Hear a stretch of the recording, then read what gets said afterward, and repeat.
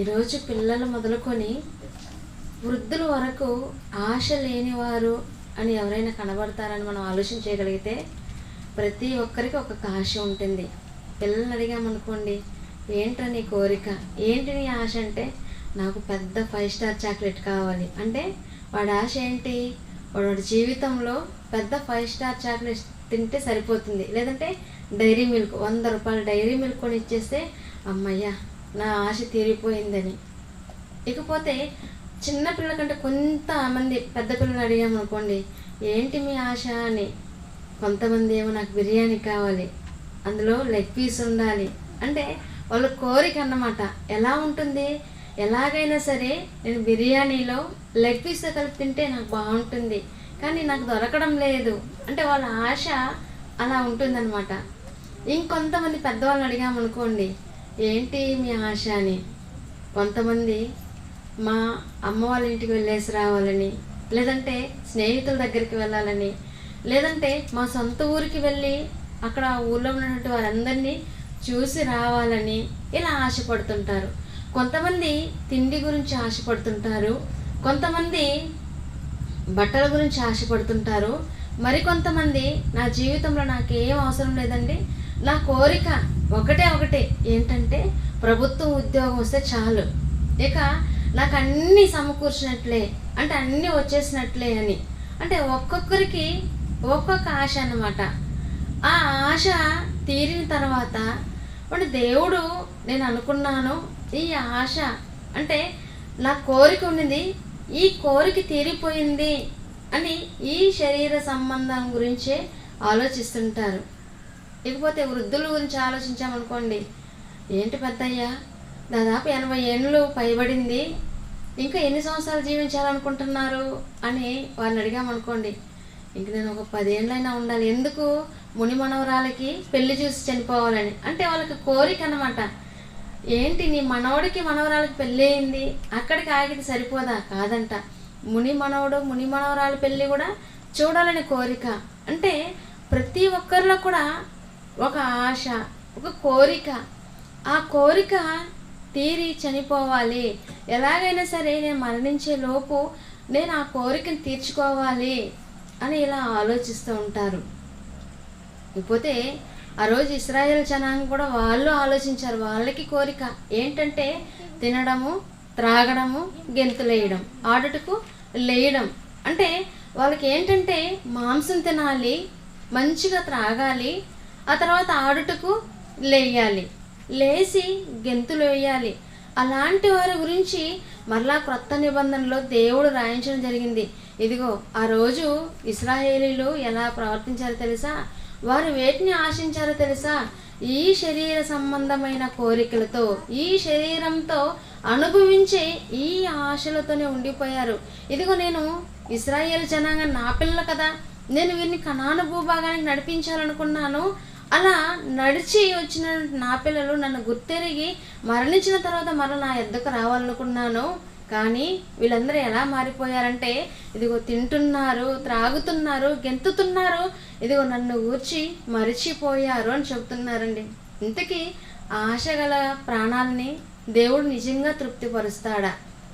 ఇలా శరీర సంబంధమైనటువంటి ఆశ కలిగిన వారి యొక్క ప్రాణాలు తృప్తిపరుస్తాడా, లేదంటే ఆత్మ సంబంధమైనటువంటి ఆలోచన కలిగి ఉన్నటువంటి వారి యొక్క ప్రాణాలను తృప్తిపరుస్తాడు దేవుడు అన్నటువంటి విషయాలు మనం ఆలోచన చేయగలిగితే, కీర్తనల గ్రంథము 107వ అధ్యాయము, కీర్తనల గ్రంథము 107వ అధ్యాయం, ఇక్కడ భక్తుడు మాట్లాడుతూ ఏమని మాట్లాడుతున్నారో ఒకసారి మనం చూడగలిగితే, కీర్తనల గ్రంథము 107వ అధ్యాయము 7-8 వచనాల్లో, వారొక నివాసపురము చేరునట్లు చక్కని త్రోవను ఆయన వారిని నడిపించెను, ఆయన కృపను బట్టి నరులకు ఆయన చేయు కార్యములను బట్టి ఆశ్చర్య కార్యములను బట్టి వారు దేవునికి కృతజ్ఞతాస్తుతులు చెల్లించుదురుగాక.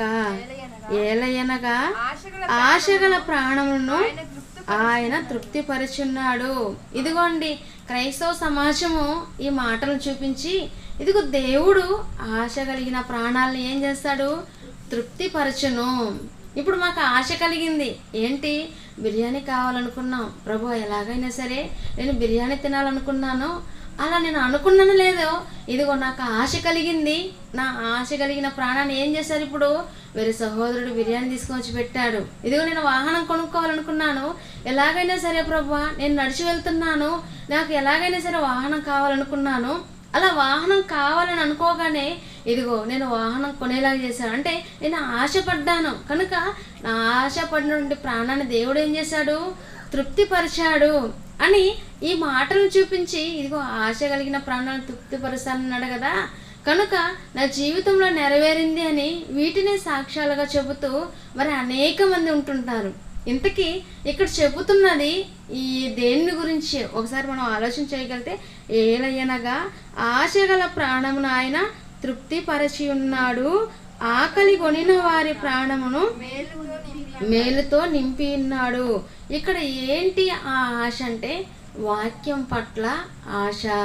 వాక్యం పట్ల ఆశ కలిగిన ప్రాణాన్ని తృప్తిపరిచిన దేవుడుగా కనబడుతుంటారు. ఇంతకీ మరి ఆశ కలిగిన ప్రాణాలని మనుషులుగా ఆలోచించారు కదా ఆ రోజు ఇశ్రాయేలు జనాంగం. మరి మనుషుల ఆలోచనకి దేవుని ఆలోచనకి ఎంత భిన్నంగా ఉందో ఒకసారి మనం ఆలోచించగలిగితే, ఆ రోజు ఇశ్రాయేలు జనాంగం ఆశపడ్డారు. ఆశపడడం వల్ల వాళ్ళకి ఏం కలిగింది? ఇదిగో వాక్యం విషయంలో ఆశపడిన వారు ఎవరు? ఆశపడితే అంటే వాక్య విషయంలో ఆశపడితే అలాంటి వాళ్ళు పొందినటువంటి మేలు ఏంటి అని మనం ఆలోచించుకుంటూ ముందుకెళ్దాం. ఒకసారి కొరింథీయులకు రాసినటువంటి మొదటి పత్రిక 10వ అధ్యాయము 6-7 వచనాలు మనం చూడగలిగితే, కొరింథీయులకు రాసినటువంటి మొదటి పత్రిక 10వ అధ్యాయము 6-7 వచనాలు మనం చూడగలిగితే, వారు ఆశించిన ప్రకారము మనము చెడ్డ వాటిని ఆశించకుండానట్లు ఈ సంగతులు మనకు దృష్టాంతములుగా ఉన్నవి. ఏ సంగతులు? ఒకనాడు ఇశ్రాయేలీలు ఆశపడ్డారు. ఏంటి వాళ్ళు ఆశపడింది? ఆ రోజు తినడం, మాంసం కావాలి, మంచి పండ్లు కావాలి. ఇదిగో మాకు ఐగుప్తుల మాంసం ఉండేది, ఈ మోషే అరణ్యంలో నడిపిస్తున్నాడు, మాకు మాంసం లేదని దేవుని మీద విసుక్కుంటూ దేవుణ్ణి సనుక్కుంటూ ఏడుస్తున్నారు. ఏ విషయంలో? శరీర సంబంధమైనటువంటి కోరికల విషయంలో, శరీర సంబంధమైనటువంటి ఆహార విషయంలో. అందుకే మరలా దేవుడు వారిని గురించిన సంగతులను మరలా క్రొత్త నిబంధనలో వ్రాయించవలసిన అవసరం వచ్చింది. ఎందుకు రాయిస్తున్నారంటే, ఇదిగో మీలో ఉన్నటువంటి వారు కూడా ఇలా శరీర సంబంధంగా ఆలోచిస్తారేమో కనుక జాగ్రత్త పడండి అని. ఇక్కడ చూడగలిగితే, వారు ఆశించిన ప్రకారము మనము చెడ్డ వాటిని ఆశించుకున్నట్లు ఈ సంగతులు మనకు దృష్టాంతములుగా ఉన్నవి. జనులు తినుటకును త్రాగుటకును కూర్చుండి ఆడుటకు లేచారటండి. తినడానికి త్రాగడానికి కూర్చున్నారంట. ఇక తిన్నారు కదా, తిన్న తరగాలంటే ఏం చేయాలి? లేచి గంతులు వేయాలి. ఇప్పుడు తిని త్రాగి ఆడుటకు లేచారు. అలాంటి వారు ఏమైపోయారంటే అరణ్యంలో అనేక మంది రాలిపోయారు, చంపబడ్డ దేవుని చేతిలో పడ్డారు. అంటే దేవుడు ఎందుకు వీటన్నిటిని రాయించారంటే, ఇదిగో చదువుతున్నట్టు మనము శరీర సంబంధంగా ఆలోచన చేయకుండా ఆత్మ సంబంధమైనటువంటి ఆ ఆలోచన కలిగి ఆత్మే కదా జీవింపజేయుచున్నది. శరీరం కేవలం నిష్ప్రయోజనం కదా.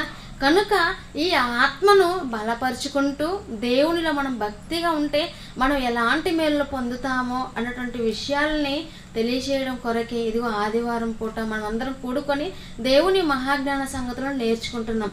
ఒకసారి మనము 2వ రాజుల గ్రంథంలో ఒక మాట మనం చూడగలిగితే, రాజుల 2వ గ్రంథము 2వ అధ్యాయము 9వ వచనము. రాజుల 2వ గ్రంథము 2వ అధ్యాయము 9వ వచనం. వారు దాటిపోయిన తర్వాత ఏలియా ఎలీషాను చూచి, నేను నీ ఎదుట నుండి నీ యొద్ద నుండి తీయబడక మునుపు నీ కొరకు నేను ఏమి చేయకూడదో దాన్ని అడుగమని చెప్పగా, ఎలీషా నీకు కలిగిన ఆత్మలో 2 పాళ్ళు నా మీదకి వచ్చినట్లు దయచేయమను. ఇక్కడ ఏలియా గారు ఇక ఆరోహణం అయిపోతారు. ఏలియా గారు వెళ్ళిపోతారు, పరమునకు కొనిపోబడతారు. అలా పరమునకు కొనిపోబడుతున్నారనే విషయాన్ని ఇదిగో ఎలీషా గారి దగ్గరికి వచ్చి కొంతమంది చెప్తారు, ఇదిగో మీ గురువు గారు పరమునకు కొనిపోబడతారంట కదా అని అన్నప్పుడు పై మాటలో ఉంటుందండి. అలా అన్నప్పుడు అవును అయితే ఏంటి అంటారు. ఇప్పుడు ఏలియా గారు ఎలీషా గారు ఇద్దరు నడుచుకొని వెళ్తుంటారు. మరి అక్కడ ఉన్నటువంటి నీళ్ళని దాటేస్తారు. ఆరిన నేలగా మరి చేసుకొని ఆరిన నేలగా దాటేసిన తర్వాత అప్పుడు అడుగుతారు, ఇదిగో నేను ఎలానో పరమునకు కొనిపోబడుతున్నాను కనుక ఇప్పుడు నీకు ఏం కావాలో కోరుకో అంటున్నారు. ఇక్కడ ఏలియా గారు ఎవరు? ఒక దైవజనుడు, ప్రవక్త, దేవుని పనిలో ఉన్నటువంటి ఆయన. ఇవి ఎలీషా గారు ఎవరు అని మనం ఆలోచించగలిగితే ఒక దైవజనుడు దగ్గర ఉన్నటువంటి మరో దైవజనుడు, అంటే అతని దగ్గర విద్యను నేర్చుకున్నటువంటి వాడు, అతని దగ్గర దేవుని గురించి దేవుని మాటల గురించి నేర్చుకున్నటువంటి వ్యక్తిగా ఇక్కడ ఎలీషా గారు కనపడుతున్నాడు. ఇదిగో నీ కోరిక ఏంటి? నేను వెళ్ళిపోతున్నాను అని అడుగుతున్నప్పుడు ఇదిగో నాకేం కావాలి? నీ ఆత్మ 2 పాలు కావాలంట అండి. ఈరోజు సమాజంలో మనం ఆలోచన చేయగలిగితే తల్లిదండ్రులు ఊరికి వెళ్తున్నారు అనుకోండి, తల్లిదండ్రులు ఊరికి వెళ్తూ ఇదిగో మేము 2 రోజులు రాము కాబట్టి నీకేం కావాలో కోరుకో అని అనగానే వెంటనే ఏమేమి అడుగుతారు? ఇదిగో నేను పలానా వాళ్ళ ఫ్రెండ్ ఇంటికి వెళ్ళాలి, లేదంటే నాకు తినడానికి చాక్లెట్లు కావాలి, బిస్కెట్లు కావాలి, కురుకురేలు కావాలి, ఇలాంటివి ఇవన్నీ నాకు కొనిచ్చేసే 2 రోజులు వెళ్ళేసి వచ్చేయండి అని పిల్లలకి ఎలాగైతే తినేదానికి వాళ్ళు అడుగుతారో అలాంటివి అడగడం లేదు. ఇదిగో వెళ్ళిపోతున్నారు కదా, వెళ్ళిపోతున్నారంటే ఏలియా గారిని ఎలీషా గారు ఏమని అడుగుతున్నారంటే ఇదిగో నువ్వు గొప్ప దైవజనుడు కదా, చక్కగా ప్రవక్త కదా, మంచిగా అనేక మందికి వాక్యాన్ని ప్రకటించావు కదా, కాబట్టి నీకంటే రెట్టింపుగా నీకంటే 2 నేను ఉండాలి అని కోరుకుంటున్నారండి. ఎక్కడైనా కూడా ఒక టీచరు ఒక పిల్లవాడికి పాఠాలు నేర్పించినప్పుడు ఇదిగోరా నీకు 10th క్లాస్ అయిపోయింది, నీకు ఏం కావాలో కోరుకో, ఒక పెన్ను కావాలా, లేదంటే ప్యాడ్ కావాలా, లేదంటే నోట్బుక్ కావాలా అని అడిగినప్పుడు లేదంటే గురువు గారు నువ్వు మామూలు టీచర్వే, నేను ఇప్పుడు హెడ్ మాస్టర్ కావాలనుకుంటున్నాను అని అన్నారనుకోండి, ఎలా ఉంటుంది పరిస్థితి? ఏంట్రా విద్య నేర్పించిన నాకే నువ్వు నామం పెట్టాలనుకుంటున్నావు అంటారు. అంటే గురువు కంటే మించిన వాడు కావాలనుకుంటావని. ఇక్కడ ఎలీషా గారి విషయంలో ఏలియా గారు అలా చెప్పడం లేదండి. ఇంతకీ 2 ఆత్మలు పొందారా అని మనం ఆలోచన చేయగలిగితే ప్రకాధ్యాయానికి వచ్చేసరికి ఎలీషా గారు మరి దైవజనుడు కదా, దేవుని మాటలను ప్రకటించడానికి వెళ్తున్నప్పుడు షూనేము పట్టణానికి వస్తారు.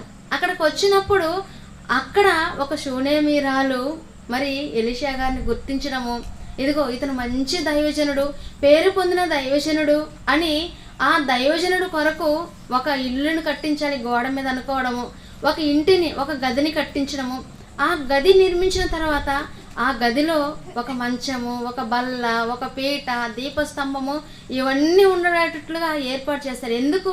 దైవజనుడు కదా, ఇదిగో ఈ మార్గంలో వెళ్తుంటారు, మళ్ళా మార్గంలో వస్తుంటారు, అలాంటి దైవజనుడు ఇదిగో మా కుటుంబంలో ఉంటే మేము దేవుని మాటలు నేర్చుకుంటాము, అలాగే ఆయన వచ్చి వెళ్ళడానికి రెస్ట్ తీసుకోవడానికి ఇదిగో మా ఇల్లు అనుకూలంగా ఉంటుంది కనుక మేము ఒక గది కట్టించాలండి.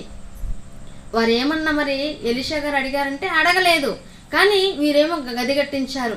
గది కట్టించిన తర్వాత ఇదిగో మరి వీరికి ఏదో పొదువుగా అన్నట్లుంది అని ఆలోచించినప్పుడు కుమారు లేదంటారు. మరి వచ్చే సంవత్సరానికి కొడుకుంటాడు అని అన్నప్పుడు ఈ దైవజనులు పలికినట్లుగానే కొడుకు పుడతాడండి. ఆ తర్వాత మరి ఆ కుమారుడు ఎదుగుతున్నాడు, ఇదిగో నా తల పోయిందని పట్టుకుంటున్నారు. ఏంటి? ప్రాణం పోయింది అంటే ఆ కుమారునికి ఒక్కగానొక కొడుకు. అలాంటి పరిస్థితిలో మరలా ఎలీషా గారి దగ్గరికి వర్తమానం పంపబడినప్పుడు ఎలీషా గారు అదే ప్రాంతానికి వచ్చి ఆ కుమారుని మీద పడుకున్నప్పుడు ఏ బిడ్డ అయితే మరి మరణించాడో, ఏ బిడ్డ అయితే చనిపోయాడో అదే బిడ్డ తిరిగి లేవడం జరుగుతుంది. అంటే ప్రవక్త ఆ రోజు ఎలా ఉన్నారంటే, ఒక దైవజనుడు ఎలా ఉన్నారంటే దేవుని పక్షాన దేవుని మాటలను చేతపట్టుకొని ఇదిగో దేవుని పక్షాన వచ్చినటువంటి వారిగా కనబడుతున్నారు. కనుకనే మరణించినటువంటి వారిని లేపగలిగే శక్తి ఎవరిచ్చారంటే దేవుడే ఇచ్చాడు. ఆ రోజు ఎలీయా గారిని అడిగారు ఎలీషా గారు ఏమని? 2 పాల ఆత్మ కావాలి, ఇదిగో మీరైతే సేవను జరిగించారు, మీకంటే రెట్టింపు సేవను నేను చేస్తాను, నేను చేయగలను, అంత సామర్థ్యత నాకుంది, ఇవ్వండి అని ఆశీర్వాదాన్ని తీసుకున్నట్లుగా కనబడుతుందండి. ఇకపోతే మరో సందర్భంలో కూడా ఈయన వెళ్తున్నప్పుడు ఒక ఇంట్లో మరి తినడానికి ఆహారం ఏముండదు, సారేపతి గ్రామంలో. అక్కడికి ఎవరు వెళ్తారు? దైవజనుడు వెళ్ళుంటారు. మరి అలాంటి దైవజనుడు అంటే అంత ఆత్మని పొందినటువంటి దైవజనుడిగా ఒక ఎలీషా గారు కనబడుతున్నారు.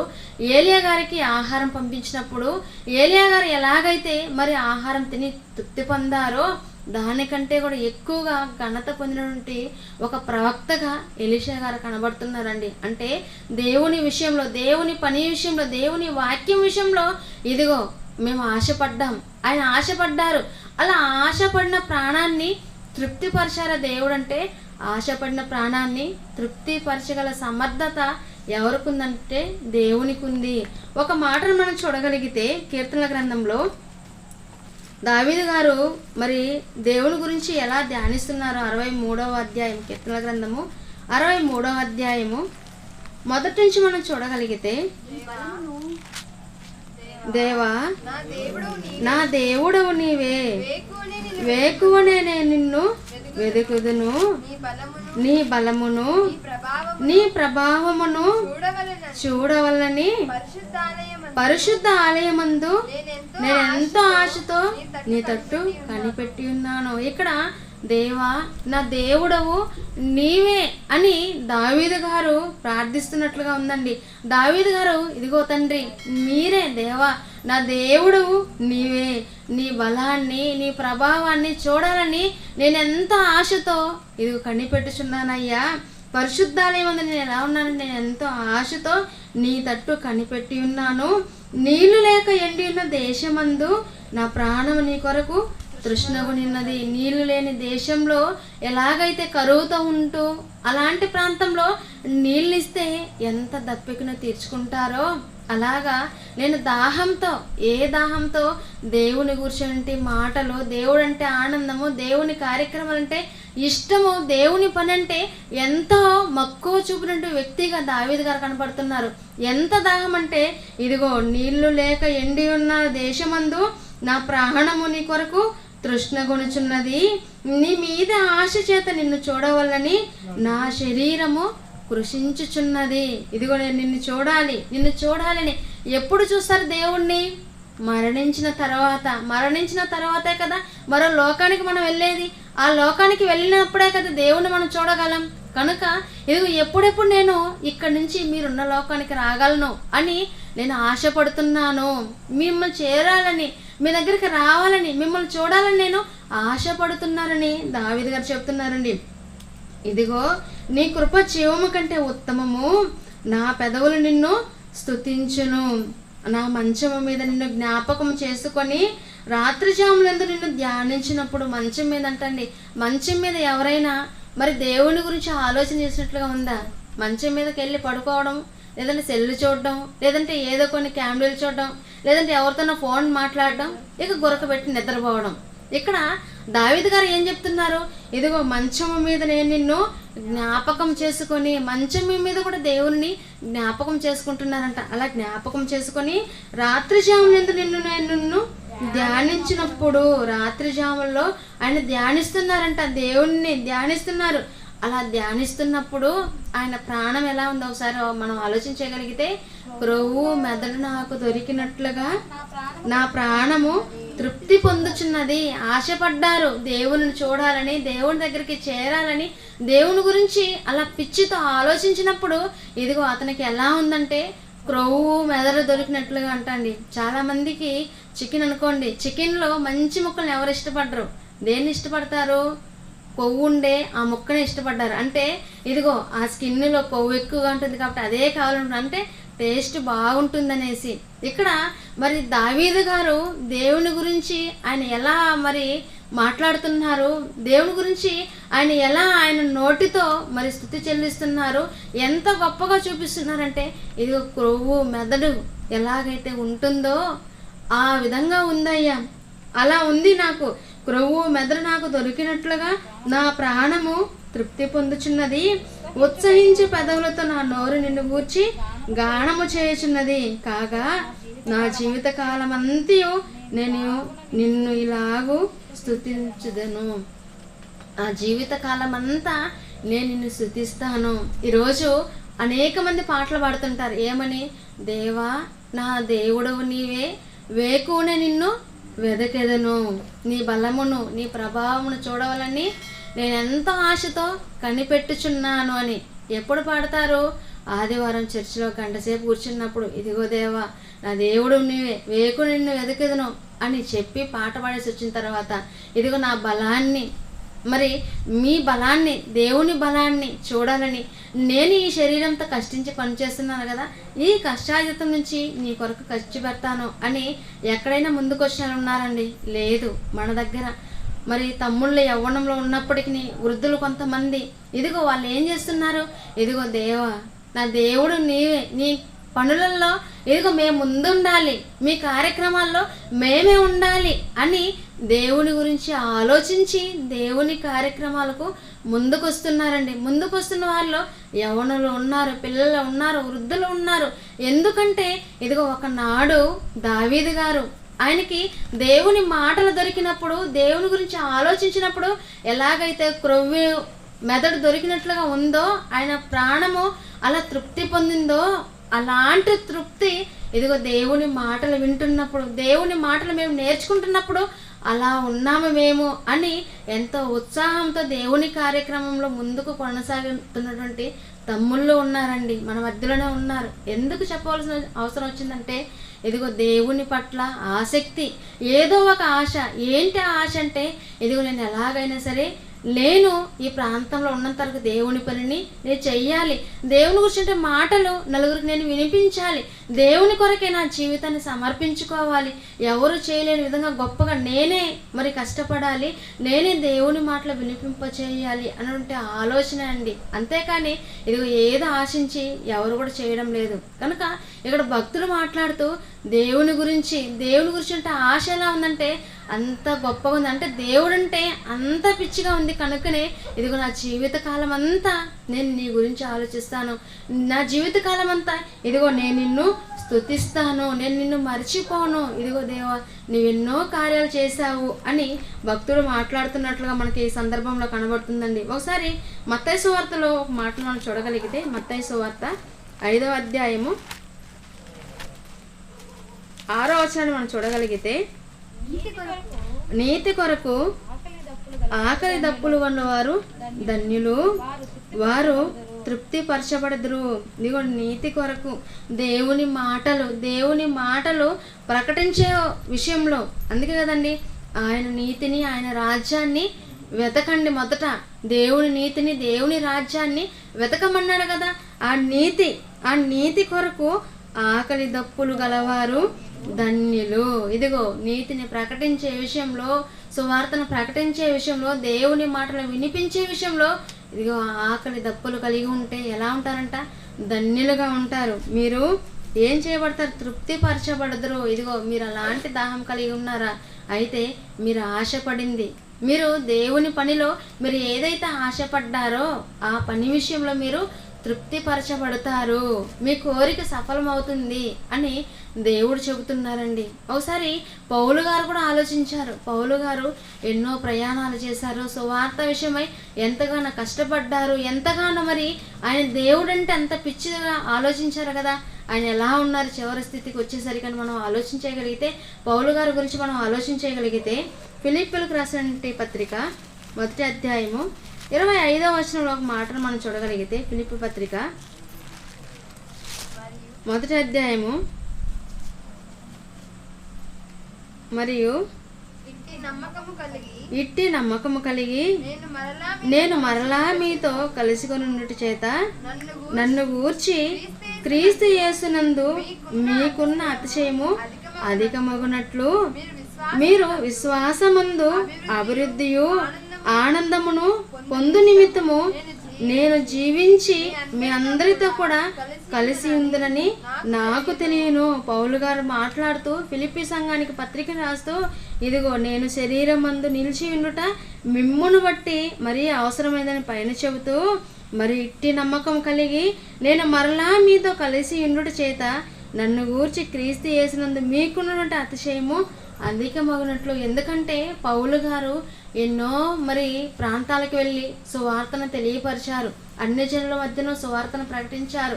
ఎన్నో దేవుని గురించి తెలియని ప్రాంతాలకు వెళ్ళి సువార్తను కాలినడకన వెళ్ళి ఆ రోజు సువార్తను ప్రకటించారండి. అలా ప్రకటించినట్టు పౌలు గారు అక్కడ ఉన్నటువంటి వారికి మరలా చెబుతున్నారు, ఇదిగో మరలా నేను మీతో కలిసి ఉండడం చేత నన్ను గూర్చి క్రీస్తు యేసునందు మీకున్నటువంటి అతిశయము అధికమగునట్లు మీరు విశ్వాసమునందు మీరు ఎలా ఉండాలంటే అభివృద్ధియు ఆనందమును పొందు నిమిత్తము నేను జీవించి మీ అందరితో కూడా కలిసి ఉందనని నాకు తెలియను. ఇదిగో మీరు విశ్వాసంలో ఇంకా బలము పొందుకోవాలి, మీరు అభివృద్ధి అవ్వాలి. అందుకొరకైనేమో ఇదిగో నేను ఇంకా జీవించడానికి దేవుడు నన్ను ఉంచాడేమో, అందుకే నన్ను నిలవబెట్టారు అని ఒక పౌలు గారు చెబుతున్నారండి. పౌలు గారు మాట్లాడుతూ చివరిగా మాట్లాడుతున్నటువంటి మాటలు మనం చూడగలిగితే తిమోతికి రాసినటువంటి 2వ పత్రిక, చివరిగా ఆ మాటను చూసుకొని ముగించుకుందామండి. తిమోతికి రాసినటువంటి 2వ పత్రిక 4వ అధ్యాయము 7-8 వచనాలు మనం చూడగలిగితే, మంచి పోరాటము పోరాడి తిని నా పరువు కడముట్టించి తిని విశ్వాసమును కాపాడుకుంటుని ఇక మీదట నా కొరకు నీతి కిరీటము ఉంచబడి ఉన్నది. ఇదిగోండి పౌలు గారు మంచి పోరాటం పోరాడంట. ఏ విషయంలో? క్రికెట్ ఆడడం విషయంలోనా, లేదంటే యుద్ధాలు చేయడం విషయంలోనా? ఏ విషయంలో పోరాడారు? సైనికుడిగా పోరాడారు కాదండి, దేవుని పని విషయంలో. దేవుని పని విషయంలో మంచిగా ఒకరోజు ఎలీషా గారు, ఇదిగో మీరు వెళ్తున్నారు కదా, నాకు 2 పాల ఆత్మనివ్వు అని ఏలియా గారిని అడిగారు ఎలీషా గారు. ఇక్కడ పౌలు గారు కూడా ఎలా ఉన్నారంటే మంచి పోరాటం పోరాడంట. అంటే మంచిగా పనిచేశాను. ఇదిగో నేను ఏం చేశానంటే నా శక్తి లోపం లేకుండా నేను ఏం చేశాను? పని చేశాను, నేను సువార్తను ప్రకటించాను. అందుకే మంచి పోరాటం నేను పోరాడి తిని నా పరుగు కడముట్టించి తిని విశ్వాసమును నేను కాపాడుకుంటుని ఇక మీదట నా కొరకు జీవ కిరీటం ఉంచి ఉన్నది, నీతి కిరీటం ఉంచున్నది. అంటే ఇక్కడ నీతి కిరీటము ఉంచబడి ఉందంటే ఎవరి గురించి చెప్తున్నారు? పౌలు గారి గురించి. ఇదిగో నేను మంచిగా పోరాడాను, నాకు దేవుడు ప్రతిఫలాన్ని ఇస్తున్నాడు. ఏంటంటే నీతి కిరీటము. ఆ నీతి కిరీటము ఇదిగో నా కొరకు ఉన్నది, నా కొరకు ఉంచబడినది. ఎంతగా ఆలోచిస్తున్నారని ఆ కిరీటం నాదే. ఎవరైనా ఇప్పుడు ఒక వస్తువు ఉందనుకోండి, ఒక పెన్ను ఉంది.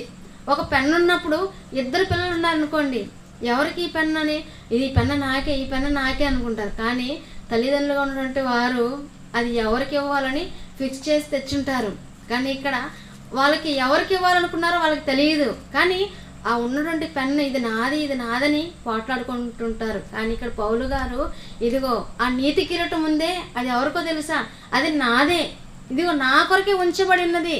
ఎందుకంటే నేను అంత గొప్పగా దేవుని పనిలో పోరాడాను, నేను మంచిగా పోరాడాను, దేవుని పనిని నేను చేశాను, నా శక్తి లోపం లేకుండా నేను చేశాను. ఇదిగో నేను ఇంకా వెళ్ళిపోవాల్సిన కాలం వచ్చినది కనుక నేను వెళ్ళిపోతున్నాను. అక్కడ నుండి నీతి కిరీటం ఎవరిదంటే అది నాకే దక్కుతుంది అని చెబుతున్నారని, అది నాది అంటున్నారు. ఇక మీదట నా కొరకు నీతి కిరీటం ఉంచబడి ఉన్నది. ఆ దినమందు నీతి గల న్యాయాధిపతి అయిన ప్రభువు అది నాకును, ఇదిగో నాకు మాత్రమే కాదు, నాకు మాత్రం కాకుండా తన ప్రత్యక్షతను అపేక్షించి వారందరికీ అనుగ్రహించను. ఇదిగో నాతో పాటు మీరు ఎవరెవరైతే నమ్మకంగా మంచి దాసులని ఎవరెవరైతే పని చేశారో, దేవుని పనిలో ఉన్నారో అందరికీ కూడా ఉంది అని పౌలు గారు చెబుతున్నారండి. ఇంతకీ ఆశ కలిగిన ప్రాణాన్ని తృప్తిపరిచే దేవుడేనా అని మనం ఆలోచించగలిగితే నిజంగా దేవుడు ఆశ కలిగిన ప్రాణాలను తృప్తిపరిచే దేవుడు.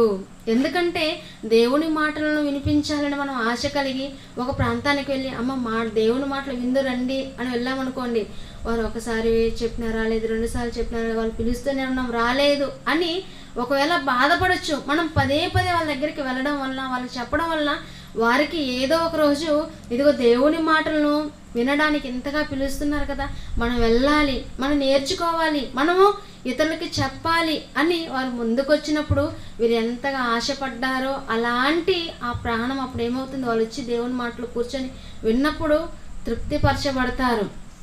మరి అలా ఆశ కలిగిన ప్రాణాలని నిజంగా దేవుడు తృప్తిపరుస్తున్నాడంటే నిజంగా దేవుడు తృప్తిపరుస్తున్నాడు. అలా తృప్తి పొందిన తర్వాత మనం అందరం కూడా దేవుడు ఉన్నటువంటి లోకానికి చేరుకుంటాం. అందుకే భూమి మీద ఉన్నప్పుడే ఈ యొక్క కార్యక్రమాలు, ఉదయకాలం ఆరాధన కదండి, ఆరాధన అయిన తర్వాత మరలా సాయంకాలము ఈ ప్రాంతంలో దేవుని మాటలు ప్రకటించాలంటే ఇదిగో మీరందరూ ఆరాధనలో కలుసుకోలేకపోతున్నారు, కూడుకోలేకపోతున్నారు, మీకున్నట్టు పనుల భారం వలన. అలాంటి వారికి దేవుని మాటలను మరి చక్కగా మీ అందరికీ వినిపింప చేయాలని, మిమ్మల్ని అందరినీ దేవుళ్ళు ఇంకా ఉన్నతంగా పెంచాలనే మా సదుద్దేశం తప్ప ఇదిగో మీ దగ్గర నుంచి ఏదో ఆశించి మాత్రం కాదండి.